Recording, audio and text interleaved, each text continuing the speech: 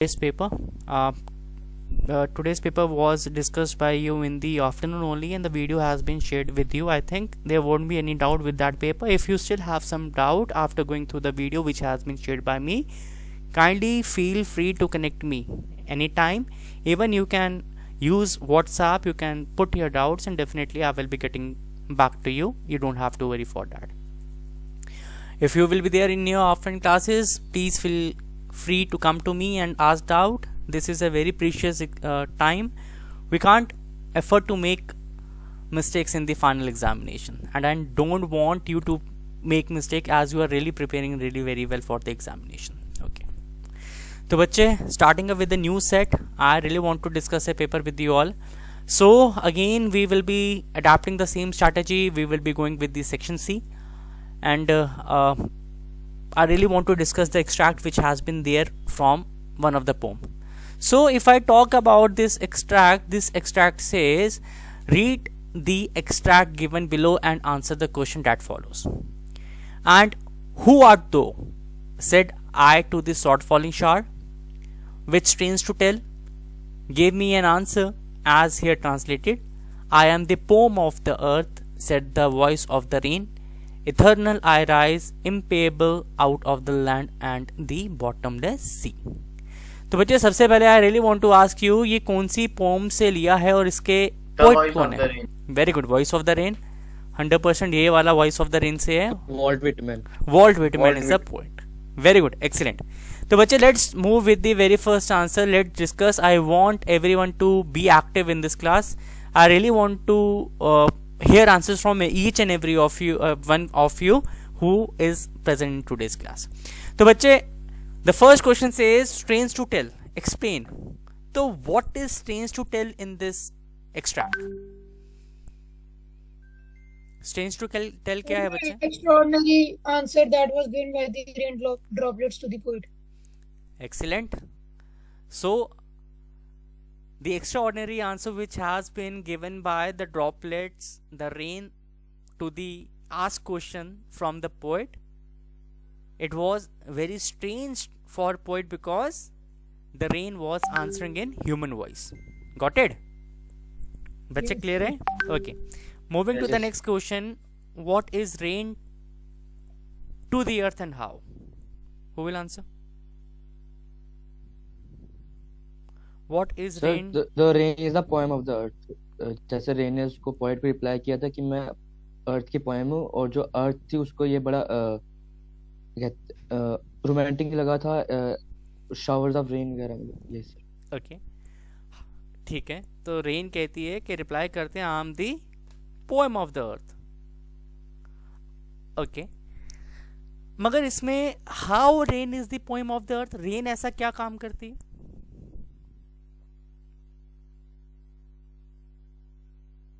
क्यों रेन अपने आप को पोम ऑफ द अर्थ कहती है? बच्चे, रेन अपने आप को पोम ऑफ द अर्थ इसलिए कहती है क्योंकि वो अर्थ को रिजुविनेट करती है, क्योंकि वो अर्थ को रिएक्टिव करती है, और जितने भी ग्रीन प्लांट्स, जितने भी सीड्स हैं जो कि ग्रो हो रहे हैं या होने वाले हैं, they all require sunlight and water. तो वाटर उसको रेन देता है, राइट? तो इसलिए वो अपने आप को पोम ऑफ द अर्थ कहती है. बच्चे, coming to the next question. The next question says who is talking and to whom. इस एक्सट्रैक्ट में कौन किससे बात कर रहा है? I want everyone to switch on the cameras. Sir, जो पोएट है वो रेन से बात कर रहा है. जो रेन ड्रॉप्स आ रही हैं, बारिश हो रही है, पोएट उससे बात कर रहा है. Very good, excellent. The poet is talking to the rain. Okay, तो बच्चे, इस एक्सट्रैक्ट में किसी को कोई प्रॉब्लम? No, sir. पक्का? Okay. Coming to the next question. The next question is a short answer type question from poems only. The ninth question. It will be consisting of 3 questions. You have an option for leaving 1 question, and you have to attempt 2 questions out of 3. Each question carries 3 marks, and the total weightage of this particular question is 6. So the very first question I will be presenting in front of you. The very first question says, has the poet got an answer to the question where did my childhood go? क्या childhood में poet को अपने question का answer मिला कि मेरा childhood जो है वो कहाँ चला गया. Before discussing regarding the answer, really want to ask the name of the poet. Abhishek Sharma, who is the poet for Yes, this sir. Poem? इस poem Marcus Nutton. Marcus Nutton. Very good. तो क्या सच में Marcus Nutton came to know about the question where did my childhood go? Who will answer it? Atharva, कहाँ जाता है childhood का बचपन? Atharva, have courtesy to unmute yourself बच्चे. Yes, sir. कहाँ पे चला गया चाइल्डहुड में बचपन? ओके. जब चाइल्डहुड का आप थर्ड स्टेंजा पढ़ोगे, you will be coming to know कि जो चाइल्डहुड है वो एक इन्फेंट की स्माइल में. It has been deliberately forgotten. His lost childhood is lying hidden somewhere in the innocent which is present only over an infant face. Got it? बच्चे, समझ में आया? Yes, sir. Okay. The next question says, how can you infer that the father wishes his son to remain at home with him? क्यों father चाहता है कि उसका जो सन है वो उसी के साथ उसी के घर में रहे? Who will answer? पहले तो मुझे बताओ, फादर टू सन के पोइट कौन है? Elizabeth Jennings. Elizabeth Jennings. Okay, very good. तो फादर क्यों यहाँ पे चाह रहा है कि सन जो है उसके साथ ही रहे उसके घर में? कि जो उनके बीच में जनरेशन गैप और मिसअंडरस्टैंडिंग्स है वो आपस में बात करके मतलब दूर कर पाए उस चीज को. ठीक है, दूर करना, मगर वो क्यों चाहता है कि उसके घर में रहे? सी, फादर टू सन एक ऐसी पोइम है जिसका सेंटर आइडिया ये है कि फादर और सन के रिलेशन में प्रॉब्लम हो जाती है. ठीक है. अब ये पर्सनल एक्सपीरियंस भी होता है, ये यूनिवर्सल एक्सपीरियंस भी आप इसे कह सकते हैं. क्यों? क्योंकि फादर और सन की जनरेशन में एक बहुत बड़ा जनरेशन गैप है. राइट.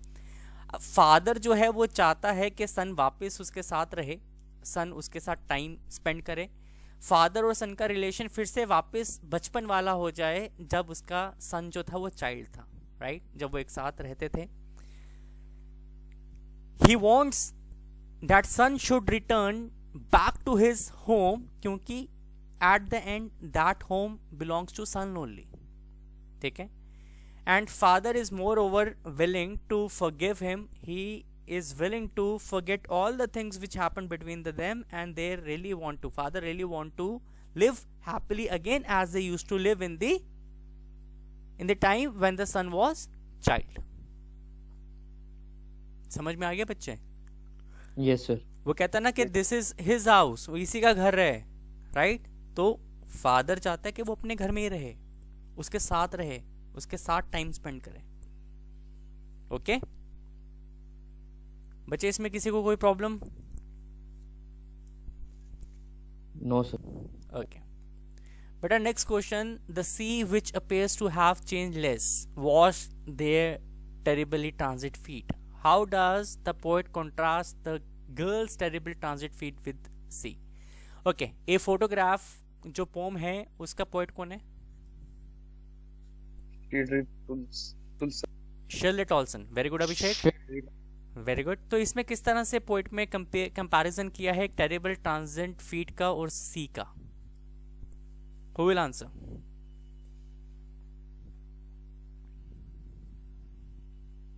सर इसमें मतलब टेरिबल ट्रांजिट फीट वो बता रहे हैं जब वो बीच में वो नंगे पाँव वहां पर घूम रहे थे, पर उसके बाद 20-30 इयर्स का वो फीट भी चेंज हो गया क्योंकि इनके फिजिकल चेंजेस होते हैं, टाइम के साथ पाँव भी बड़े हो गए थे, पर जो सी था वो नहीं चेंज हुआ था, वो सेम था. Very good. बेसिकली क्या होता है बच्चे, अगर आप सी बचपन में भी कभी आप गोवा गए होंगे, सी साइड गए होंगे और आप अभी भी जाएंगे तो सी कभी चेंज नहीं होता. सी इज इमॉर्टल. राइट. बट हम ह्यूमंस जो हैं, टाइम ड्यूरेशन के साथ हमारे अंदर एजिंग आती हैं और हमारी बॉडी में चेंजेस आती हैं. सो इस तरह से आप कंपेयर करेंगे ट्रांजिट, टेरिबली ट्रांजिट फीट और सी में. Is it clear? It is very well said by Samarth Chan. Very good Samarth. बच्चे, किसी को कोई प्रॉब्लम इस क्वेश्चन में? Okay. Moving to the next question. Next question again, they are short answer type question. You will be getting 5 question and you have a privilege to answer any 3 out of 5. ठीक है, 3 question के आपने जवाब देने हैं और हर एक question जो है वो 3 मार्क्स का। तो 10th क्वेश्चन की वेटेज कितनी है? 10th क्वेश्चन का weightage is 9. So the very first question I would like to ask you, how did Sue hurt herself and how did she bear the injury? This is taken from We Are Not Afraid to Die. We Are Not Afraid to Die में सू को किस तरह से लगी और उसने अपनी दर्द को कैसे बर्दाश्त किया? कौन बताएगा?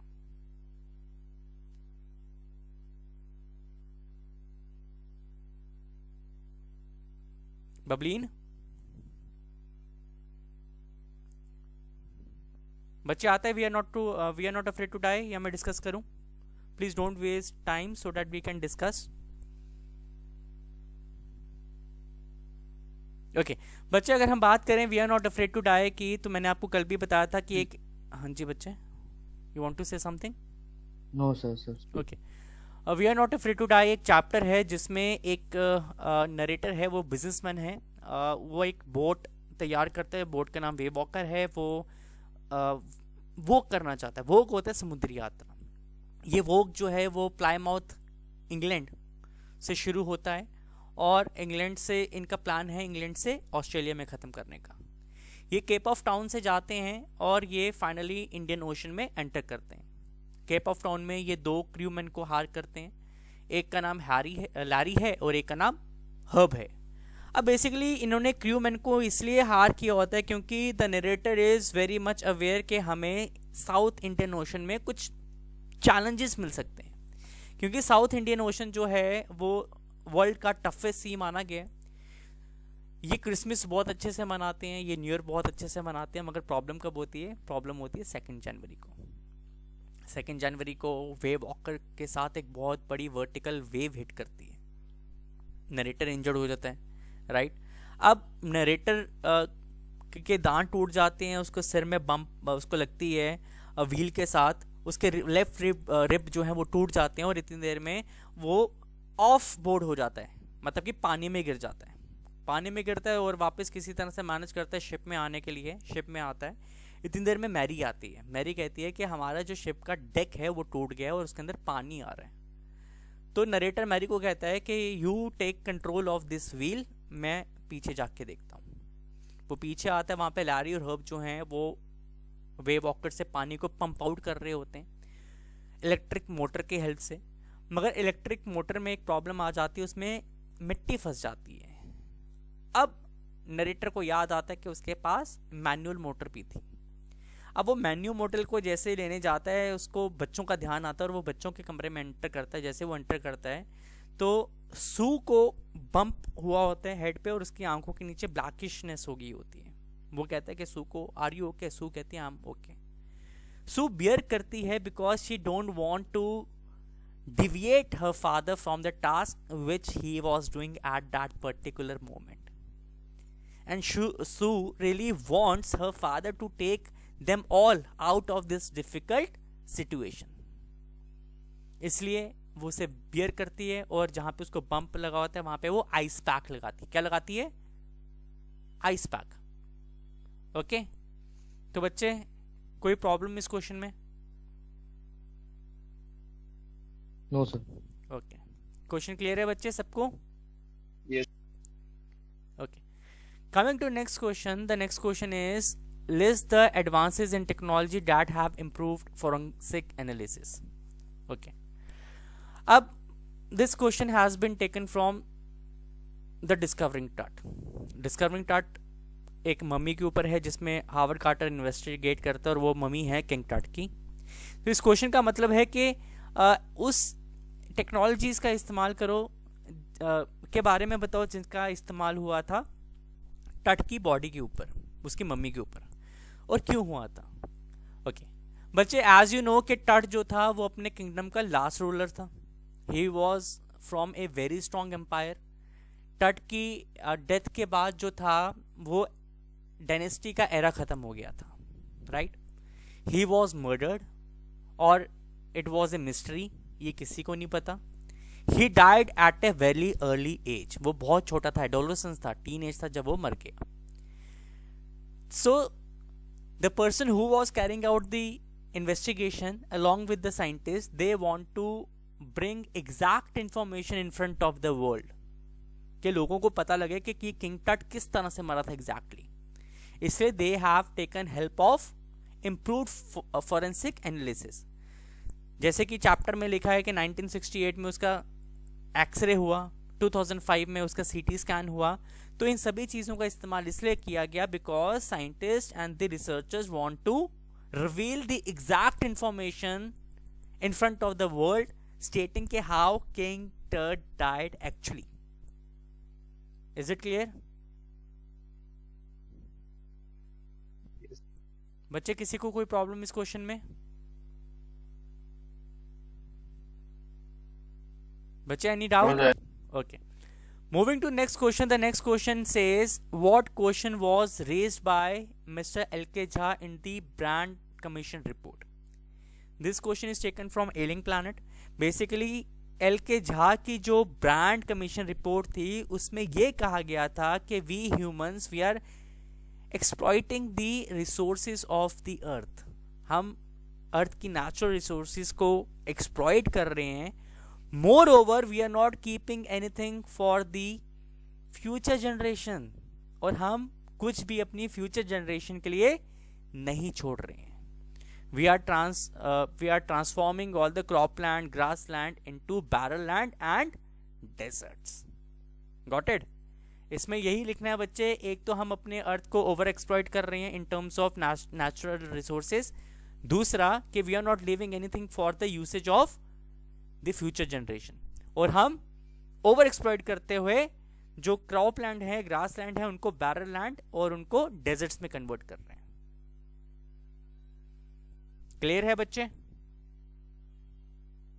Yes sir. Okay. Moving to next question. Here is the next question. The next question says, why was Professor Gaitonde surprised to see the name of East India Company on an imposing building in Mumbai? Professor Gaitonde थे, वो क्यों surprise हो गए जब उन्होंने east India company का नाम एक इम्पोजिंग बिल्डिंग में देखा, के ऊपर लिखा हुआ देखा बॉम्बे में. अब यहाँ पे इम्पोजिंग का मतलब होता है प्रोमिनेंट, राइट? प्रोमिनेंट बिल्डिंग, जो जानी पहचानी बिल्डिंग थी, यानी जो हाईलाइटेड बिल्डिंग है, प्रोमिनेंट. ठीक है, तो बच्चे क्या आंसर है इसका?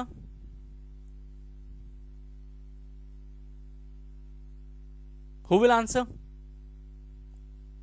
सर जब जो प्रोफेसर गायतोंडे थे ना, वो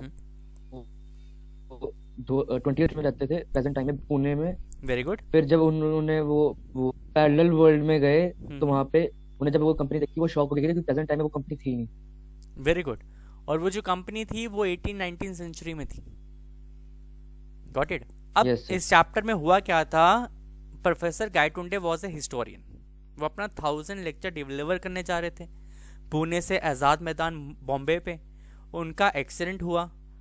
वो जब उठते हैं तो वो हॉस्पिटल में होते हैं. अब माइंड क्या चल रहा है उनका कि वो 20th सेंचुरी में. ठीक है, वो उठते हैं, वो पुणे में अपने घर की तरफ जाते हैं. वहाँ देखते हैं कि उनका घर ही नहीं है.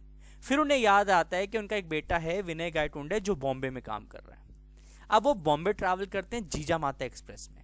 जीता माता एक्सप्रेस में उनके साथ एक फैमिली बैठी है जिसमें खान साहिब हैं. वो खान साहिब से पूछते हैं कि आप कहाँ जा रहे हो? खान साहिब कहते हैं कि हम पेशावर जा रहे हैं. तो वो थोड़ा सा उसको होता है कि यार how come he is going to Peshawar.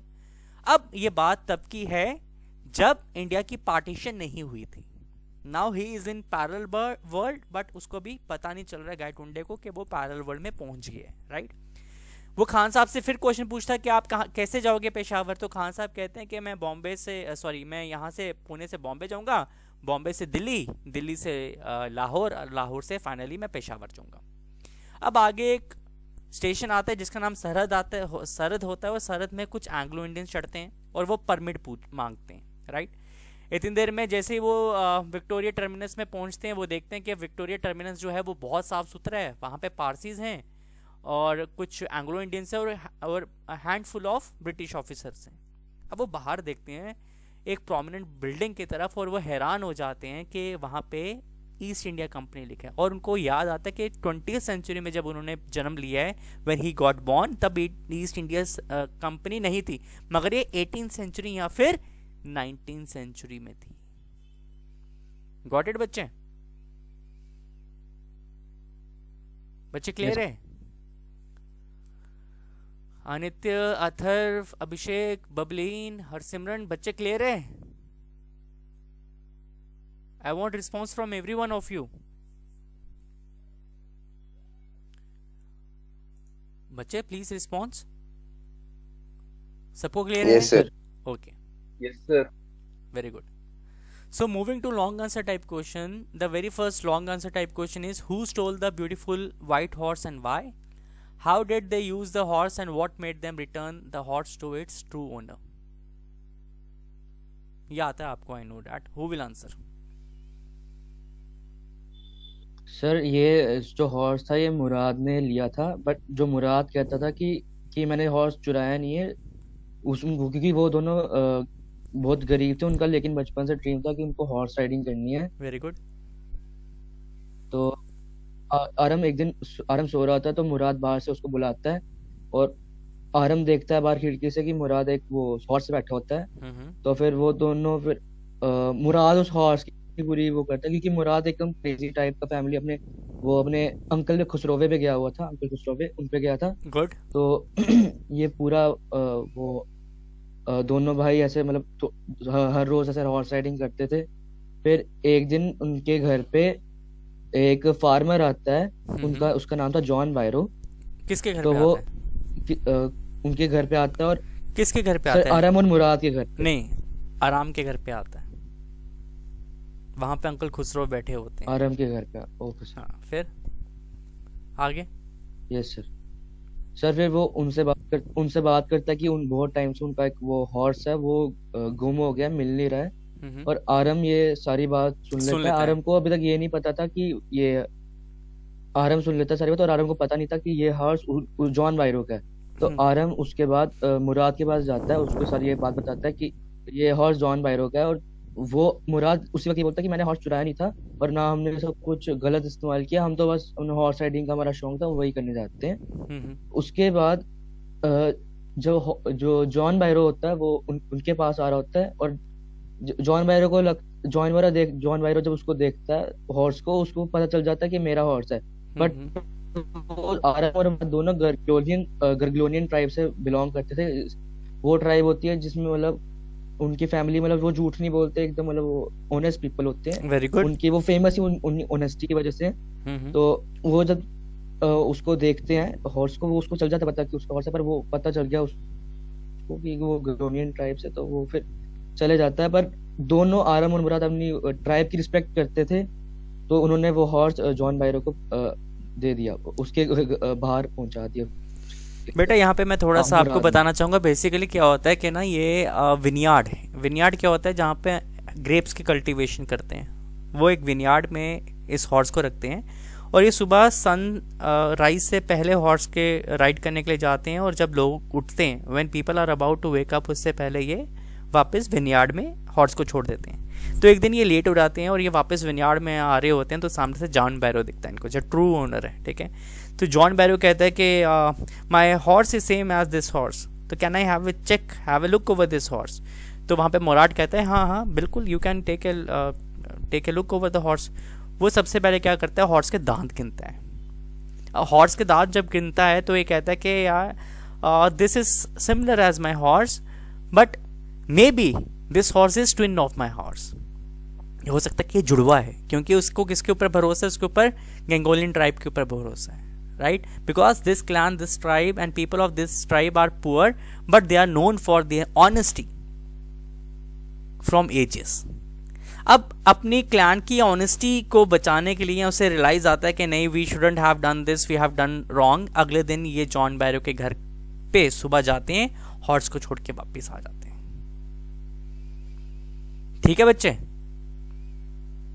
Is it clear? Class is it clear? I want response. Okay, so इसके और में एक और क्वेश्चन है And who will answer this question? Who will narrate the tale of Melon City? Abhishek Sharma. Yes, sir. बच्चे tell of melon city की summary बताओ। Sir एक राजा की स्टोरी है। जब वो राइडिंग कर रहा होता तो उसका क्राउन मतलब गिर जाता है उधर से, तो वो बोलता है कि आर्च को बुलाया जाए और उसको कुलपिट में चढ़ाया जाए। किसको बुलाया जाए सर बेटे? तो आर्च स्पेक्टर्स, तो वो अपना ब्लेम दूसरे पे लगा देता है। Wait Abhishek, wait. Anitya is there? Anitya, Anitya are you there? Bableen, Bableen, Harsimran, okay. Atharva, आती है tale of melon city? Professor जो किंग था उसने एक आर्क बनानी थी, तो जब वो आर्क से अंदर जा रहा था तो उसका सर जो उसका वो क्राउन होता है वो आर्क से टकराकर नीचे गिर जाता है। वेरी गुड सर, वो उसका डिसरिस्पेक्ट होता है। Very good, okay. ध्यान से सुनो, क्या होता है कि जो तो पहले बोलता है जिस आथर, ध्यान से सुनो 2 मिनट, है ना? ध्यान से सुनना, बिल्कुल आराम से सुनना। कुछ कंफ्यूजन होगा तो मुझसे पूछ लेना फिर से।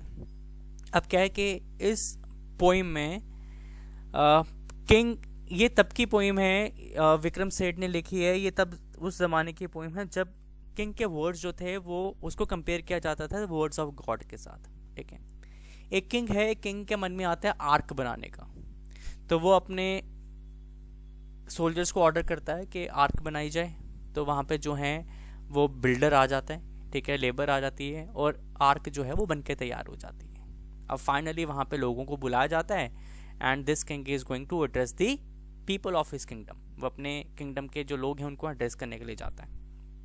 वो जैसे ही आर्क पे चढ़ता है, उसका जो क्राउन है वो आर्क के साथ टकराता है, क्योंकि आर्क जो है वो हाइट में लो होती है और उसका क्राउन नीचे गिर जाता है। उसको इंसल्ट फील होती है, वो डिसग्रेस फील करता है। वो ऑर्डर करता है कि बिल्डर को बुलाया जाए। बिल्डर को बुलाते हैं और वो ऑर्डर करता है कि बिल्डर को हैंग कर दिया जाए। बिल्डर कहता है इसमें मेरी क्या गलती है, इसमें तो लेबर की गलती है जिन्होंने वो बनाया है। तो कहता है कि ठीक है, इसको छोड़ो, कॉल द लेबर। लेबर को बुलाया जाता है। लेबर कहते हैं कि किंग इसमें हमारी क्या गलती है, इसमें ईंटों का साइज ही छोटा था, तो जो ईंटों के साइज हमें मिला है हमने उसके हिसाब से आर्क डिजाइन किया, हमने उस हिसाब से आर्क बनाया है। तो वहाँ पे कहते हैं कि मेजन्स को बुलाया जाए। अब मेजन्स आते हैं। मेजन कहता है कि इसमें मेरी कोई गलती नहीं है, जो आर्किटेक्ट ने हमें साइज कहा था बनाने के लिए हमने वही साइज बनाया है। तो किंग कहता है कि ठीक है, अब आर्किटेक्ट को बुलाया जाए। आर्किटेक्ट कहता है कि किंग इसमें मेरी गलती कोई नहीं है, इसमें आपकी गलती है, क्योंकि मैप जब मैंने आपको दिखाया था तो आपने मैप को अप्रूव किया था, आपने मैप को ओके किया था। अब किंग जो है वो अपनी बातों में फंस जाता है। अब किंग सोचता है कि क्या करूं। किंग ऑर्डर करता है कि उसके किंगडम के सबसे वाइजेस्ट मैन को बुलाया जाए।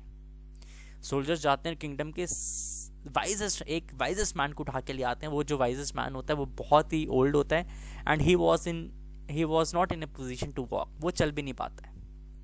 अब उससे पूछा जाता है कि क्या किया जाए। वाइजेस्ट मैन कहता है इसमें तो किंग की क्या गलती है, इसमें तो आर्क की गलती है जो कि किंग के क्राउन के साथ टकराई और किंग की क्राउन नीचे गिर गई। आर्क को फांसी दी जाए। अब यहाँ पे मिनिस्टर्स हैं, मिनिस्टर्स कहते हैं कि आर्क को कैसे फांसी दे सकते हैं, किंग की क्राउन को टच करना this is symbol of royalty, तो इसको हम फांसी नहीं दे पाएंगे। मगर इतनी देर में क्या होता है, वहां पे जितने भी क्राउड है, क्राउड एग्रेशन शो करता है और क्राउड कहता है कि किसी ना किसी को तो फांसी लगनी ही चाहिए। तो किंग अब प्लान बनाता है। किंग कहता है कि एक नूज को लाया जाए। नूज क्या होता है, फांसी का फंदा, उसको एक हाइट में अरेंज किया जाए और उस नूज में जो भी फिट बैठेगा उसको फांसी दे दी जाएगी। एक एक करके वहां पे सभी आते हैं और किसी की हाइट जो है वो नूज के साथ, the spelling of noose is, ये लिख लीजिए NOOZE, ठीक है। नूस के साथ किसी की हाइट जो है वो मैच नहीं हो रही होती। एट द एंड एक इंसान बचता है, वो किंग होता है। किंग नूस पे जाता है, उसकी हाइट मैच कर जाती है और किंग को फांसी दे दी जाती है। हम मिनिस्टर कहते हैं कि we want a new king. तो इस किंगडम का एक ट्रेडिशन होता है कि सिटी गेट से जो एंटर करता है उससे पूछा जाता है कि किंग कौन बनेगा। जो नाम वो इंसान लेता है उसको किंग बनाया जाता है। तो फाइनली एक इडियट एंटर कर जाता है और सोल्जर उससे पूछते हैं कि who will be the new king. वो कहता है मेलन। ऐसा नहीं है कि वो जानबूझ के मेलन करता है, उसको कुछ भी पूछा जाए वो हर एक बात मेलन में ही आंसर करता है और मेलन को अब किंग बना दिया जाता है और इस किंगडम का नाम मेलन सिटी रखा जाता है। पीपल जो हैं they are very happy with Melon because Melon doesn't interfere, doesn't interrupt in any of the work of people. तो ये थी the tale of melon city by Vikram Seth. Got it बच्चे? क्लियर है? इसमें कोई doubt? No. Okay, so again there is a long answer type question. यहाँ पे there is a question के what impression do you get of Mrs Annie Pearson. Mrs Annie Pearson का क्या impression है मदर्स डे में? बच्चे Mother's Day is really very important, ये drama अच्छे से करके जाना। What impression do you get of Mrs Annie Pearson? कौन बताएगा? सामर्थ। Yes sir. कैसी थी बच्चे Annie Pearson as a person? Sir middle age women थी, एक इंडिपेंडेंट लेडी थी, एक हार्ड वर्किंग लेडी थी जो मतलब अपने फैमिली के सारे काम करती थी। वो मतलब कोई डिसीजन लेने में शर्माती नहीं थी। मल्टीटास्किंग लेडी थी वो। अपनी फैमिली का सारा ख्याल रखती थी, अपनी फैमिली के काम करती थी। और बट सर उसकी जो फैमिली थी वो मतलब उसकी केयर नहीं करती थी। Very good. और she was the one who is working 24/7 for the betterment of the family. She was very active person because the moment she gets instruction from her husband or orders from her children, she used to fulfill those things, right? She was sensitive. How can you say she was sensitive? Because somewhere down the line she felt that she is working so hard for the family, but in return she is not being appreciated by the family members, right? Not even she is getting any sort of respect from the family members. She was such a loving mother. She used to take utmost care of her husband too. So she was introvert. Introvert क्या होती है? She is not outspoken. She was not bold as Mrs. Fitzgerald. She was a quite simple, soft-hearted person who every time make compromises on her personal times too, because she is working so hard that she is not getting a single minute for herself. Is it clear बच्चे? Yes. इसमें कोई problem? Abhishek, Atharv, Saksham, Upinder? No sir. Okay. This is a very important question. Mother's Day is a satire-laced with humor discuss. यहाँ पे एक word use हुआ है satire-laced. इसका क्या मतलब होता है? Satire-laced का मतलब होता है, बच्चे लिख लो, social criticism. ठीक है। अब हम बात करें, ये क्वेश्चन कल अथर्व ने पूछा था कि सर मदर्स डे की थीम क्या है। तो बच्चे मदर्स डे की थीम क्या है कि उसमें बताया गया है कि how females are being treated in the society,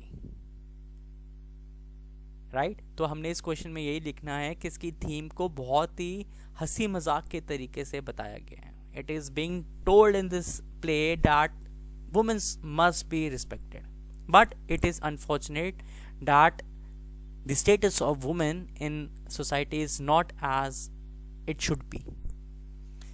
Women are not getting equal right as men. Unfortunately, it's still a male dominated society. Got it?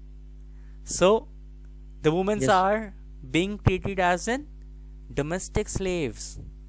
They are made to do household chores. Even in some part of the country or some part of the world, husbands are beating women like anything. woman is a person who is looking forward for the betterment of the family by delivering everything what instructions and orders she is getting from the husband or the children, without thinking about herself, without thinking about her personal life, without thinking about her own priorities. She is compromising on everything to make her family happy, but this shouldn't be done. Woman has to be understood by everyone, by each and every member of the family, and it has to be a teamwork. It's not like that कि only woman must be responsible for household chores. It's duty of everyone, as a husband, as children, everyone should look at this thing and definitely work together for the woman empowerment. समझ गए बच्चे? Yes sir. तो ये हमारी section C जो है वो खत्म हो गई है। Any doubt in section C? बच्चे किसी को कोई doubt? Okay, moving to section B. Section B में बच्चे I will be starting up with the very first question. The very first question says prepare a graceful poster for the inter school poetic recitation. Poetic recitation क्या होता है? जिसमें कविताएं सुनाई जाती हैं, पोइम सुनाई जाती हैं। Contest that the Hindi Sahitya Sabha of your school is organising. इसे कौन ऑर्गेनाइज कर रहा है? इसे हिंदी साहित्य सभा जो है आपके स्कूल की वो ऑर्गेनाइज कर रही है। क्यों ऑर्गेनाइज कर रही है? क्योंकि मुंशी प्रेमचंद का बर्थडे सेलिब्रेशन है, उनका बर्थडे है। Got it? तो पोस्टर जो है बच्चे वो बॉक्स में आता है, राइट? सो हमने स्टार्ट किया to celebrate the birthday of Munshi Premchand, Hindi Sahitya Sabha, Gurmat Kanya Pathshala is the school. वो इनवाइट कर रहे बच्चों को ताकि वो पार्टिसिपेट करें inter school poetic recitation contest as it is given in the question. ये कब हो रहा है? आपने day, date, time, venue share कर दिया और जो विनर होंगे उनको प्राइजेस मिलेंगे। ये किसने इशू किया है? ये हिंदी साहित्य सभा ने इशू किया है। उसके सेक्रेटरी का भी नाम लिख सकते हैं, प्रेसिडेंट का भी नाम लिख सकते हैं।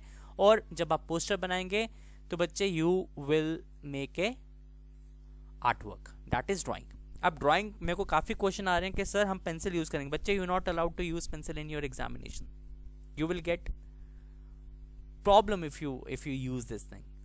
whatever would be the scenario is you have to use pen for making boxes, for making artwork. अब this time I have given you leverage। समर्थ, अगर next time आपके जो boxes हैं वो पेन एंड स्केल से नहीं बने होंगे तो I will not give you marks. Yes sir. This is for everyone, ठीक है? ओके, तो बच्चे पोस्टर क्लियर है। आपने सिंपल लैंग्वेज यूज करनी है, डिस्क्रिप्शन फॉर्म में नहीं लिखना है, आपने पॉइंटर्स देने हैं, आपने बुलेट यूज करने हैं, इसे क्रिएटिव बनाना है और इसमें आर्ट वर्क यूज करना है। आपका जो पोस्टर है वो बॉक्स में आएगा जिसे आप स्केल और पेन से बनाएंगे। Any problem in this question? No sir. Okay, moving to next question. You are graduate in commerce with in few years, right? No doubt about it. You are graduate in commerce and required a job. आपने अपनी graduation commerce में complete कर ली और आपको एक नौकरी चाहिए।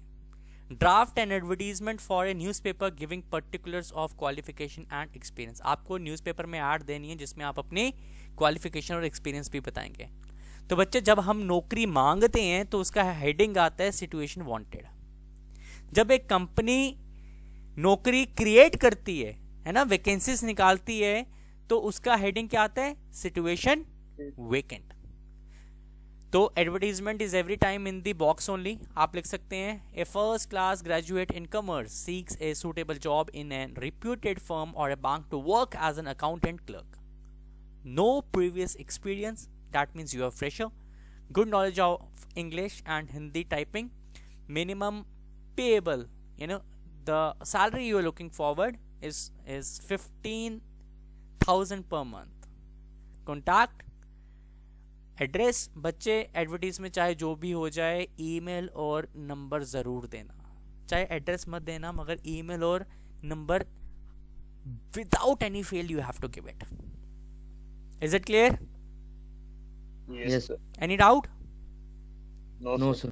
Okay, moving to next question. This is a letter कहती है यू आर केसर एंड खुशी। अब हमने क्वेश्चन में क्या देखा कि हमें क्या इंफॉर्मेशन मिली कि हम केसर और खुशी है, यानी कि इमेजिनरी नाम नहीं देना है, यहाँ पे वही इन्फॉर्मेशन यूज करनी है जो कि क्वेश्चन में दी है।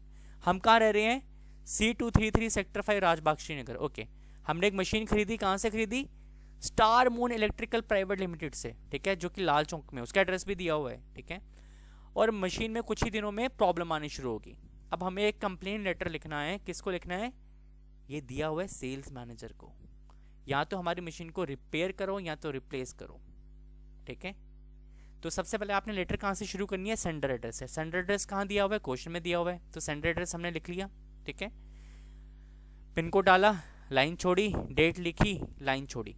अब हमने लेटर किसको लिखना है? ये दिया हुआ है, हमने लेटर लिखना है सेल्स मैनेजर को। तो दी सेल्स मैनेजर आ गया। ये कौन सी कंपनी का है? ये भी तो दिया है, star moon electrical private limited. यहाँ पे लिख दिया हमने star moon electrical private limited. ये कंपनी कहाँ पे है? ये लाल चौक में है। कहाँ पे? श्रीनगर में। इसका इमेजिनरी कोड डाला और सब्जेक्ट क्या है हमारा कि complaint regarding washing machine purchased on 10th with order number. Complaint डालोगे तो ऑर्डर नंबर लिखना पड़ेगा बच्चे, गॉट इट। हमने किसको ये लेटर लिखनी है? सेल्स मैनेजर को। तो हम रिस्पेक्टेड सर यूज करेंगे, अपनी बॉडी फ्रेम करेंगे, लाइन छोड़ेंगे, thanking you your sincerely and name as it was given in the question itself. बच्चे क्लियर है? Yes sir. कोई doubt? No sir. No sir. Okay, इसके और में एक और क्वेश्चन आया हुआ है बच्चे, and I really like the way you have started your letter to the editor. The initial lines are quite impressive, I am happy for everyone, ठीक है। ओके, तो और में there is a question, highlight the importance of proper garbage disposal with an aim to create awareness among the city resident. आप एक letter लिखेंगे, ठीक है। ये लेटर किसको लिख रहे हैं? एडिटर को। कौन सा एडिटर है ये? हिंदुस्तान टाइम्स का। क्यों लिख रहे हैं? क्योंकि आप लोगों को अवेयर करना चाहते हैं कि गार्बेज को किस तरह से डिस्पोज किया जाता है। आप कौन हो? आप रूबल हो शक्तिनगर दिल्ली के। तो सबसे पहले आपका एड्रेस, आप रूबल हो तो सेंटर एड्रेस क्या हुआ? शक्तिनगर दिल्ली, ठीक है। आपका कोड आ गया, leave a line, date, leave a line. किसको लिख रहे हैं? दी एडिटर को। एडिटर कौन सी न्यूज़पेपर का है? क्वेश्चन में देखो, हिंदुस्तान टाइम्स। हिंदुस्तान टाइम्स दिल्ली, दिल्ली का पिन कोड आ गया। सब्जेक्ट क्या है? Importance of proper garbage disposal.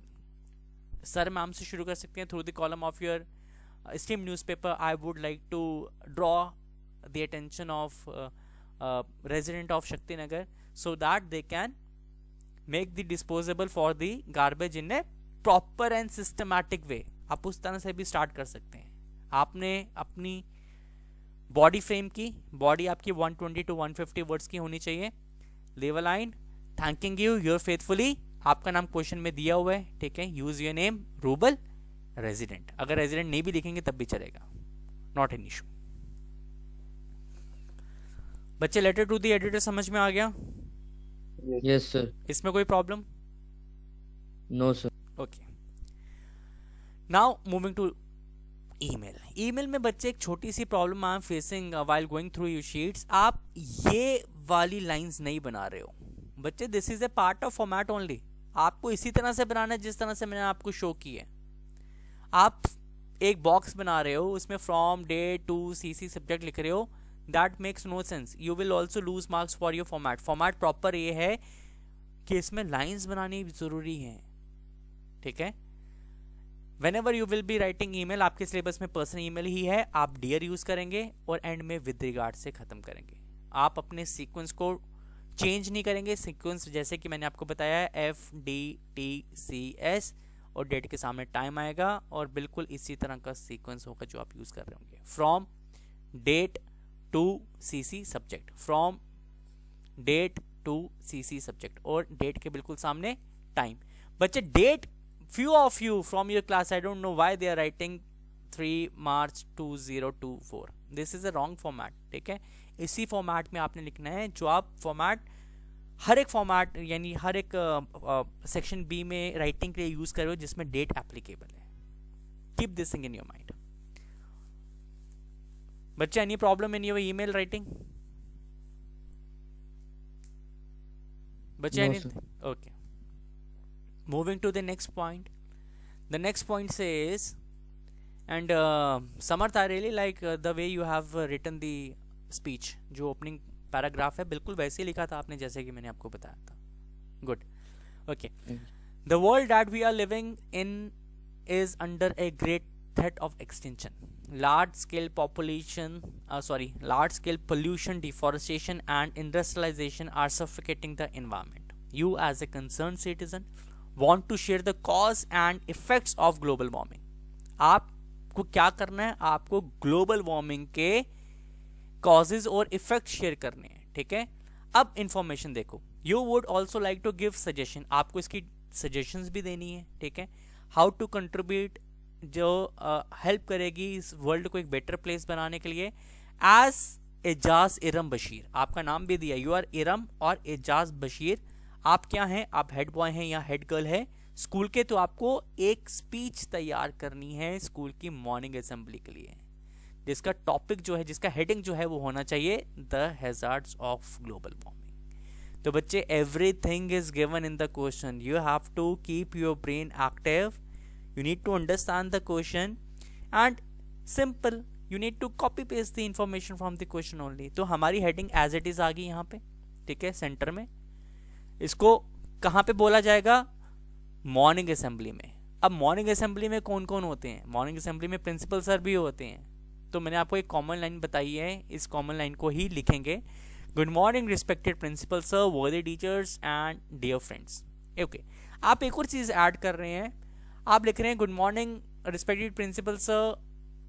Debate आया था, उसमें लिखा था ऑनरेबल जजेस, my dear staff and friends. तो बच्चे स्टाफ आपका कैसे हुआ?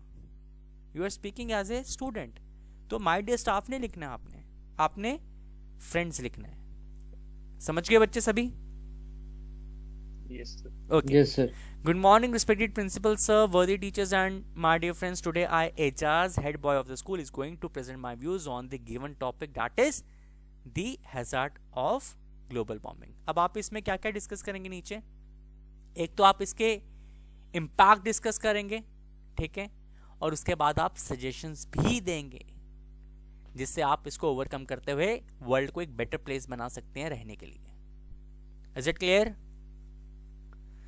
Speech has Yes, to be sir. written for 200 to 250 words, right? Yes, sir. Anything else bache you want to ask in speech writing? Is there any doubt? No, sir. Okay. इसके option में आपको report आई है. Report क्या कहती है? अब question पढ़ते हैं. यू आर मोहित ममता शर्मा. आपका नाम या तो मोहित है या आप ममता शर्मा हो. आप क्या हो? आप सेक्रेटरी हो. कहाँ के? Eco club of your school. आपके स्कूल का एक क्लब है जिसका नाम इको क्लब है, आप उसके सेक्रेटरी हो. आपके स्कूल में recently tree plantation week organise हुआ था और आपने एक रिपोर्ट लिखनी है अपने स्कूल मैगजीन के लिए. I think this question was discuss in your class and Samarth was the only one जिसने क्वेश्चन सही किया था. आपको हेडिंग सेंटर में लिखना है.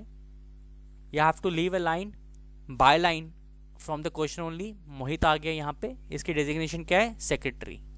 And you have to start with the report writing. बच्चे एक चीज़ हमेशा याद रखना, जब भी आप रिपोर्ट राइटिंग लिखते हो तो आप हर एक चीज़ पास्ट में लिखते हो. रिपोर्ट राइटिंग में बच्चे, चाहे वो मैगजीन रिपोर्ट हो, चाहे वो न्यूज़पेपर हो, you have to use past. Person narrative अगर आ जाए, ठीक है, तो पर्सन नरेटिव क्या होता है कि अपने एक्सपीरियंस को शेयर करना. एक्सपीरियंस कब होता है? जब वो चीज हमने ऑलरेडी पास्ट में फेस की होती है. तो पर्सन नरेटिव भी किस में लिखा जाता है? पास्ट में. Is it clear? Yes, sir. तो Yes, sir. रिपोर्ट का पहला पैराग्राफ 5W रूल, what, when, where, why, who, ठीक है. उसकी क्लोजिंग जो है वो इसी तरह से करनी है जैसे कि मैंने आपको बताया. अगर आपने लिखा नहीं है तो प्लीज क्लिक ए फोटोग्राफ. ये सेम वर्ड्स आएंगे, थोड़ी सी चेंजेस आप एज पर द क्वेश्चन कर सकते हैं, but majority of time these will be the closing lines. At the end the chief guest gave the closing speech. Our principal sir gave special thanks to the chief guest. The participants were also served with the refreshment and all the participants were provided with the participation certificate. It was one of the best event I have ever attended in my life. इसको लिख लीजिए या इसका screenshot ले लीजिए. आप event को इस तरह से ही क्लोज करेंगे, क्योंकि हम कंक्लूड किसको कर रहे हैं, हम इवेंट को कंक्लूड कर रहे हैं, हम ट्री प्लांटेशन वीक को कंक्लूड कर रहे हैं, वीक को, इवेंट को कंक्लूड किया जा रहा है। आर यू गेटिंग इट बच्चे? कोई दिक्कत इसमें? No sir. It has to be there for 200 to 250 words. Got it? Okay. बच्चे एडिटिंग में again I am facing trouble. अभी भी कुछ बच्चे टैबुलर फॉर्म में करें इनकरेक्ट और फिर करेक्ट लिख रहे हैं। बच्चे this is not the way, the right way of answering this question is you have to rewrite the paragraph by replacing incorrect words